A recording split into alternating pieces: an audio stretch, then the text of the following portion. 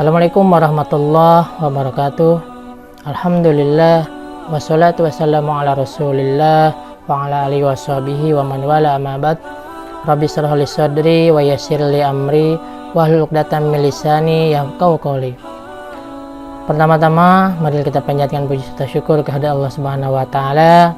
Salat serta salam senantiasa kita limpahkan pada Nabi besar Muhammad sallallahu alaihi wasallam. Nama saya Om Romli, SPD SMM CHTP. Saya dari Prodi Manajemen, MK yang saya ampuh Ekonomi Syariah dan MK Perekonomian Indonesia.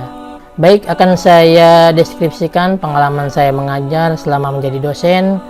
Menjadi dosen saya di tahun 2015, alhamdulillah sampai saat ini saya masih menjadi dosen tetap di Universitas Bina Bangsa Banten. Seorang dosen tidak hanya dia harus memiliki kompetensi mengajar, tetapi juga dia harus banyak melakukan pengembangan ilmu pengetahuan, kemudian harus banyak melakukan penelitian, juga harus banyak melakukan pengabdian kepada masyarakat. Ketika tiga unsur itu terpenuhi, maka dia sudah layak dikatakan sebagai seorang dosen. Pengalaman saya mengajar baik kelas karyawan maupun non karyawan, bagaimana dapat mentransfer ilmu, informasi, baik yang dapat dari literasi, media sosial atau media elektronik, dan juga media cetak. Tentu ini menjadi bahan ajar yang sangat menarik untuk kita kembangkan, untuk saya sampaikan, dan bisa ditransfer kepada mahasiswa sebagai subjek mitra belajar di dalam dunia kampus. Berikutnya, saya selain mengajar, saya memiliki berbagai macam pengabdian kepada masyarakat. Di antaranya yang saya tampilkan ini adalah pengalaman-pengalaman saya melakukan pengabdian kepada masyarakat, dan pengabdian kepada masyarakat ini mengaplikasikan ilmu kita yang didapat di dunia kampus agar bermanfaat di masyarakat. Ini adalah kewajiban seorang dosen, dia harus banyak melakukan pengabdian kepada masyarakat dalam rangka mengaplikasikan ilmu, kemudian juga melakukan tridharma perguruan tinggi. Berikutnya, ini adalah pengalaman saya melakukan publikasi ilmiah. Saya sudah 12 kali menerbitkan jurnal, 2 jurnal terindeks Sinta 5, 2 jurnal internasional, 2 jurnal pengabdian kepada masyarakat, dan selebihnya jurnal nasional. Ini merupakan publikasi saya di jurnal-jurnal, baik jurnal internasional maupun jurnal nasional. Berikutnya adalah buku yang pernah saya terbitkan, diantaranya buku pengabdian kepada masyarakat, buku ekonomi syariah, juga buku-buku antologi. Antologi ini adalah buku-buku beberapa karya ilmiah teman-teman yang digabungkan menjadi sebuah buku. Ini merupakan cover ekonomi syariah yang saya buat, dan ini yang saya jadikan tidak hanya sebatas buku referensi, tetapi juga buku bahan ajar yang saya gunakan di kampus Universitas Bina Bangsa. Seorang dosen harus bisa melakukan tridharma. Yang pertama pengajaran, yang kedua pengabdian, yang ketiga penelitian. Hasil pengabdian ini bisa dipublikasikan, bisa berbentuk jurnal ataupun artikel yang lain. Juga penelitian, hasil observasi kita, hasil penelitian kita bisa kita terbitkan, baik itu di jurnal nasional ataupun jurnal internasional. Seorang dosen harus memiliki 4 kompetensi. Yang pertama, kemampuan dia dalam menyampaikan sebuah materi, atau yang kita kenal dengan kompetensi pedagogik. Yang kedua, seorang dosen juga harus menguasai materi, yang termasuk ke dalam kompetensi ilmu pengetahuan.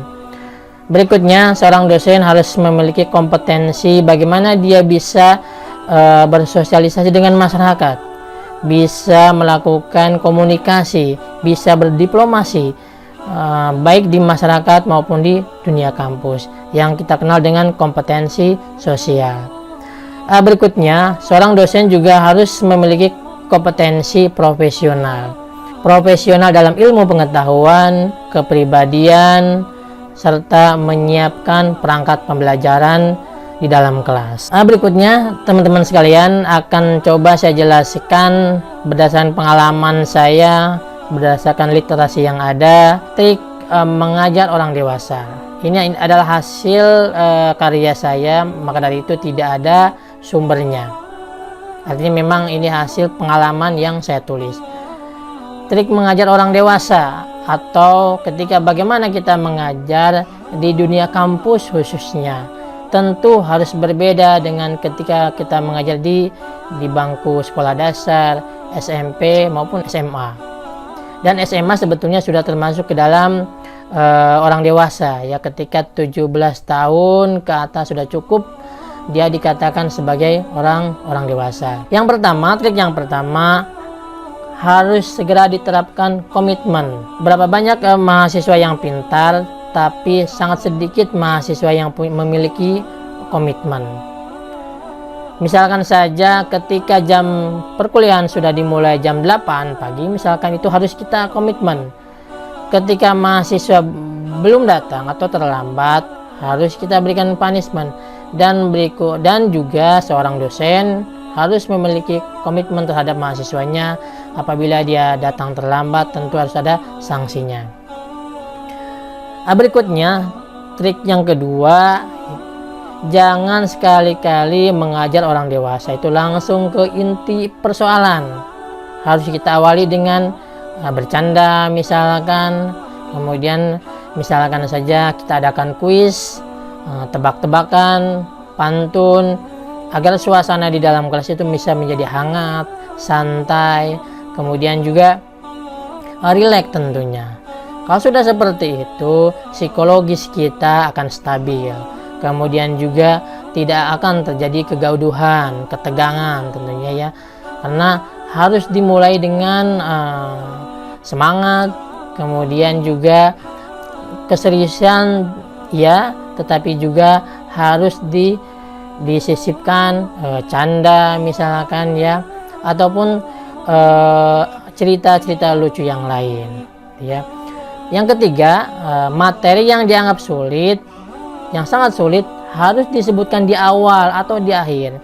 Biasanya orang dewasa itu ingat kepada segala sesuatu yang di awal atau yang akhir itu ya. Maka kadang-kadang di SMP SMA itu matematika biasanya rumus yang sulit di awal waktu, di jam 8, tidak ditempatkan di akhir waktu, jam 12, jam 2 dan seterusnya. Jadi begitu ya, segala sesuatu yang sulit dianggap sulit diletakkan di yang pertama. Yang keempat ya, mengapresiasi yang aktif dan yang berprestasi dalam rangka merangsang mahasiswa agar selalu produktif dalam berkontribusi, beradaptasi, berkomunikasi, kolaborasi di dalam kelas. Yang kelima, jadikan mereka sebagai mitra belajar, bukan subjek belajar. Artinya memang mahasiswa harus dijadikan sumber ilmu pengetahuan. Dan yang tidak kalah penting adalah berdoa selalu diberikan keikhlasan dan kesabaran. Semoga dengan trik 6 ini menjadikan kita pelajaran, kemudian juga menjadikan semangat kita mengajar di kelas orang dewasa misalkan.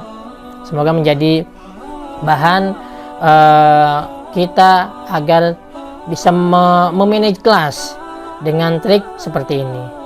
Itu saja mungkin yang dapat saya sampaikan, kurang lebihnya mohon maaf. Subhanakallah bihamdik, asyhadu an la ilaha illa anta astaghfiruka wa atubu ilaik. Assalamualaikum warahmatullahi wabarakatuh.